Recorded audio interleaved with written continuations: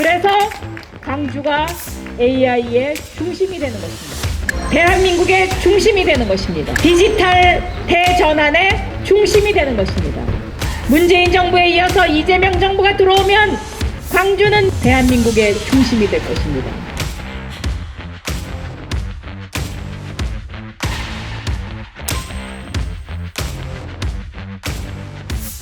이재명 정부는 디지털 인력, 인재 양성, 100만 명을 양성합니다. 그런데 이 100만 명도 그냥 하는 게 아닙니다. 1인당 평균 1,500만 원씩 지원을 해서 정부가 먼저 지원하고 취직시켜주고 그리고 나서 취직한 다음에 일부 환원하는 겁니다. 이렇게 해서 100만 명의 일자리가 만들어지면 대한민국은 글로벌 선도국가가 됩니다. 광주 AI 도시는 대한민국의 중심이 되는 것입니다, 여러분. 디지털은 연결입니다. 공공도서관에 가서 내가 등록 한 번만 하면 어느 공공도서관이든 대출과 반납이 가능한 것. 그래서 이것을 다 연결시키는 겁니다. 이것을 연결시키는데도 사람이 필요합니다. 데이터를 모아야 합니다. 왜? 내가 빌린 책이 어디서 어떻게 빌렸는지 QR코드 딱 찍으면 딱 나타나게 만드는 거. 데이터를 모으는 것. 이거 누가 합니까? 바로 광주 AI 도시에서 하는 일입니다, 여러분. 그래서 광주가 AI의 중심이 되는 것입니다. 대한민국의 중심이 되는 것입니다. 디지털 대전환의 중심이 되는 것입니다. 문재인 정부에 이어서 이재명 정부가 들어오면 광주는 미래 100년의 먹거리를 쥐고 대한민국의 중심이 될 것입니다. 그동안 광주는 민주화 과정 속에서 대한민국의 정신적 지주였습니다. 이제 디지털 대전환 시대를 맞아서 광주가 그 중심에 서야 하지 않겠습니까, 여러분? 광주에서 이재명 후보를 밀어주면 이재명이 당선됩니다. 그리고 대한민국이 우뚝 섭니다. 글로벌 선도국가로 서고 광주가 AI의 중심 도시가 되는 것입니다. 디지털은 속도입니다. 빠르게 결정해야 합니다. 디지털은 전 세계가 디지털 대전환을 얼마만큼 빨리 하느냐에 따라서 그 나라의 국가 경쟁력이 결정됩니다. 그렇기 때문에 디지털은 빠른 결정, 빠른 판단, 빠른 추진력이 필요합니다. 누구입니까?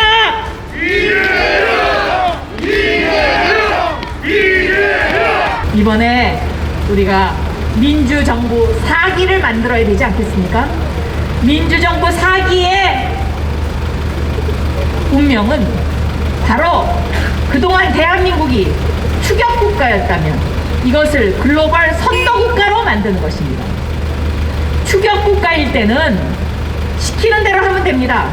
그런데 글로벌 선도국가가 되면 시키는 대로 해서는 따라갈 수 없습니다. 먼저 투자하고 먼저 통찰력을 가지고 먼저 판단해야 됩니다. 누구입니까? 그렇습니다. 위기에 강한 대통령 누구입니까? 그렇습니다. 이재명입니다. 오징어 게임에 등장하는 배우들이 상을 받았습니다. 오징어 게임 또 기생충 이러한 영화들이 이야기하는 것이 우리 사회에 놓여있는 바로 불평등입니다. 이 불평등을 해소해야 대한민국이 가장 앞서가는 선진국이 될 수 있습니다. 이재명의 삶 속에 체화된 불평등은 바로 이재명의 역전의 드라마, 인생 드라마, 단순히 거기서 끝나는 것이 아니라 시대의 부름입니다, 여러분. 시대의 부름이고 이 시대에 대한민국 국민들이 가장 갈망하는, 가장 열정적으로 바라는 일 중에 하나인 것입니다. 그래서 시대의 화두가 바로 불평등 해소입니다. 그런데 윤석열 후보 광주에 와서 뭐라고 했습니까? 광주가 GRDP 지역 총생산 꼴찌라고요? 이거 사실입니까? 아니죠? 지역 총생산 꼴찌는 대구입니다. 보수 정권 60년 동안 독점했던 대구입니다. 우리 광주가 꼴찌 아닙니다, 여러분.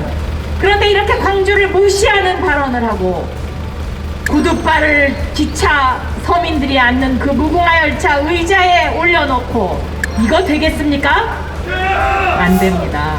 그래서 우리 이재명 후보를 뽑아서 우리 광주가 민주화의 정신적 지주였다면 이제는 디지털 대전환 시대에 AI 도시 광주로 우뚝 서서 그 중심에 서야 된다!